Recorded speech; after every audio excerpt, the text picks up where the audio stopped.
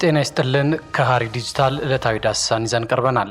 ለዓመታት በወየውልሽ ሲዛዛቱ የነበሩት የመካከለኛው ምስራቅ ሀያላን እስራኤልና ኢራን ወደ ለየለት ጦርነት ገብተዋል። ምድሩንም ሰማዩንም ማንደድ የጀመሩት አገራቱ አያያዛቸው መላውን ዓለም አስፈርቷል። በመቶዎችና በሺዎች የሚወራወሯቸው ሚሳኤሎች ወድቀው ለሚመለከታቸው ላይን የሚከብዱ ቢሆኑም ገና ምኑ ተነካና የሚል ዛቻ ነው የሚያስተላልፉት። መንበረ ስልጣናቸው ሳይረከቡ ጀምሮ የጋዛን ጦርነት በማስቆም የመካከለኛውን ምስራቅ አረጋጋለሁ ሲሉ የነበሩት የአሜሪካው ፕሬዝዳንት ዶናልድ ትራምፕ እቅዳቸው ምኞት ብቻ ሆኖ ቀርቷል። ሰላም አሰፍንበታለሁ ባሉት ቀጠና ሰማይ የወፎች ሳይሆን የሚሳኤሎችና ድሮኖች መርመስመሻ ሆኗል። ኢራን የተፈጸመባትን ጥቃት አጸፋ ለመመለስ በወሰደችው እርምጃ በመቶዎች የሚቆጠሩ ሚሳኤሎችን የተለያዩ የእስራኤል ቦታዎች ኢላማ አድርጋ አስወንጭፋለች። በዚህም ይህ ዘገባ እስከተሰናዳበት ጊዜ ድረስ 3 እስራኤላውያን ሲገደሉ በደርዘን በሚቆጠሩ ሰዎች ላይም ጉዳት መድረሱ ተሰምቷል። በአልጀዚራ ዘገባ መሰረት ኢራን በእስራኤል ጥቃት 80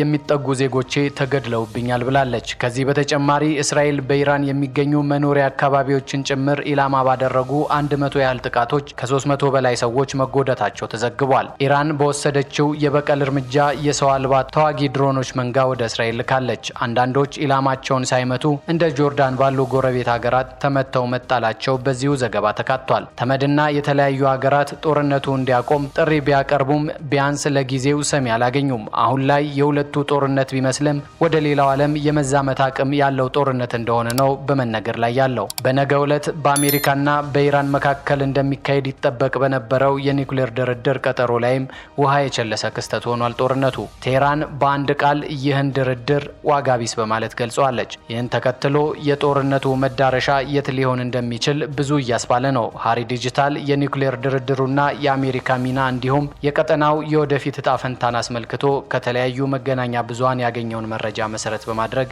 የሚከተለውን አዘጋጅቷል። እንድታደምጡን የአክብሮት ግብዣችን ነው።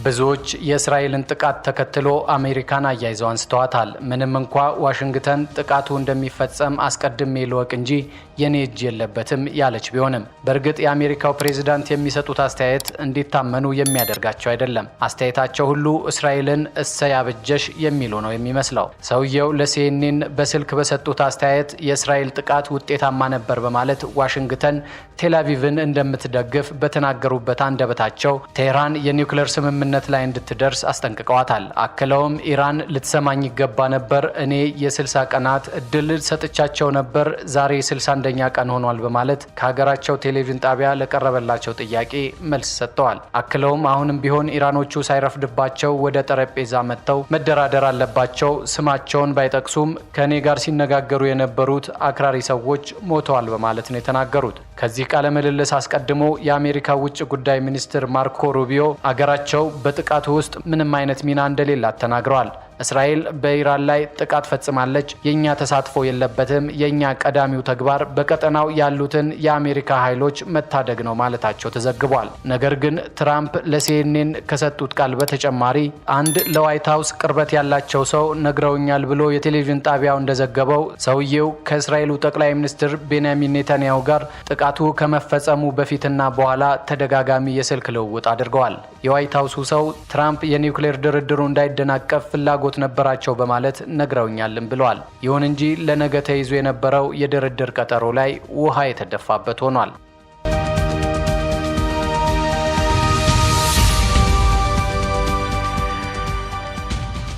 የአልጀዚራ ዘገባ እንደሚያመለክተው የኢራኑ ውጭ ጉዳይ ሚኒስትር የነገውን የኒውክሌር ድርድር ነገሩ ፉርሽ ሆኗል ብለዋል። ለዚህም ዛዘር ሳይድ ያሉት እስራኤልን ይሁን አሜሪካ በተናጥል ወይም በጅምላ ምክንያት መበላሸቱን ጠቅሰዋል። ካሁን ቀደም አሜሪካና ኢራን በኒውክሌር ጉዳይ ላይ ለ5 ጊዜያት በኦማን አማካኝነት ቀጥተኛ ያልሆነ ድርድር አካሂደው ነበር። ለነገው ድርድር የሚሆን ሰነድ ያዘጋጀችው አሜሪካ በኦማን በኩል ለኢራን ሰዳ እንደነበርም ይታወሳል። የኢራን ውጭ ጉዳይ ሚኒስትር አባስ አራግቺ ሰነዱ የኦማናቻቸው ባድር አልቡሳዲ በቴህራን ለአጭር ጊዜ በነበራቸው ጉብኝት እንደሰጧቸውና ከብሔራዊ ጥቅምና ከኢራናውያን መብት አንጻር ታይቶ ምላሽ እንደሚሰጠው መናገራቸውን ያስታወሰው ቢቢሲ የድርድሩ ቀጣይነት አጠራጣሪ እንደሆነ ነው የዘገበው።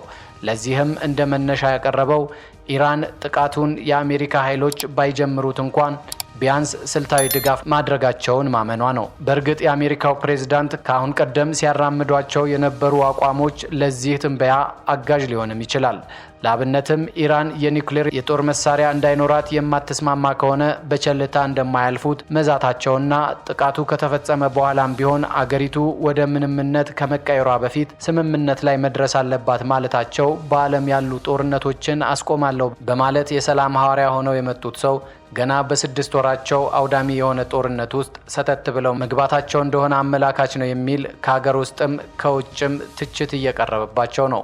ቢቢሲ ይቀጥልና አሜሪካ ወደ ጦርነቱ ተስባ ልትገባ የምትችልበትን እድል ይዘረዝራል። ኢራን ለደረሰባት ጥቃት እስራኤል ላይ ከምትወስዳቸው እርምጃዎች በተጨማሪ ኢራን ለደረሰባት ጥቃት እስራኤል ላይ ከምትወስዳቸው እርምጃዎች በተጨማሪ ዋሽንግተን በመካከለኛው ምስራቅ የኢራቅ የልዩ ኃይል ጣቢያ በአሜሪካ የባህረ ሰላጤ ወታደራዊ መደብና ኤምባሲዎች ላይ ልታነጣጥር እንደምትችል ጠቅሷል።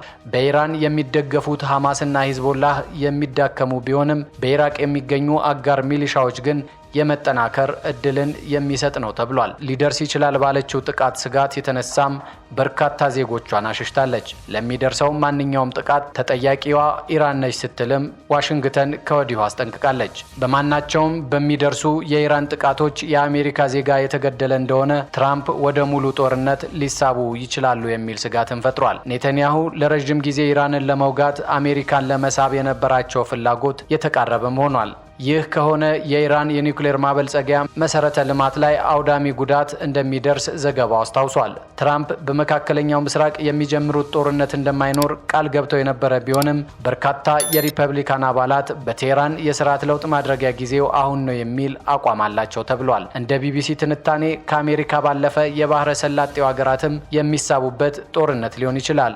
እንዴት ለሚለው ጥያቄ መልስ ሲሰጥም ኢራን የእስራኤልን መከላከያ አልፋ ያቀደችውን ጥቃት መፈጸም ካልቻለች አይኖቿ የቴል አቪቭ አጋር ናቸው ወደምትላቸው ሀገራት ልታዞር የምትችልበት እድል መኖሩን አብራርቷል። ለዚህ ጥቃቷ ኢላማ ሊሆኑ የሚችሉ የኃይል ጣቢያዎችና መሰረተ ልማቶች አሉም ይላል። እግረ መንገዱም በጎርጎሮሳውያኑ የዘመን አቆጣጠር 2019 የሳውዲ አረቢያ የነዳጅ ማምረቻ ላይ ለተፈጸመው ጥቃትና በኢራን የሚደገፉት ሁቲዎች በ2022 የተባበሩት አረብ ኤሚሬቶችን ኢላማ ባደረገው ጥቃታቸው መከሰሷን እንደ ማሳያ አቅርቦታል። ከዚህ ጊዜ በኋላ ከአንዳንድ ሀገራት ጋር ውጥረቱን የማርገብ ጥረት ቢጀመርም ሁለቱ ሀገራት ለአሜሪካ የአየር ኃይል መቀመጫ የሰጡ፣ ሌሎች ደግሞ ባለፈው ዓመት እስራኤልን ከኢራን ሚሳኤል የተከላከሉ መሆናቸውን በመጥቀስ ጦርነቱ ውስጥ በርካታ ሀገሮች እጃቸውን ሊነክሩ እንደሚችሉ አመልክቷል። በዚህ ላይ የአሜሪካው ፕሬዝዳንት ከወር በፊት በመካከለኛው ምስራቅ ያካሄዱት ጉብኝት በኢራን ላይ የታጠረ አጥር አድርገው የሚመለከቱትም አሉ።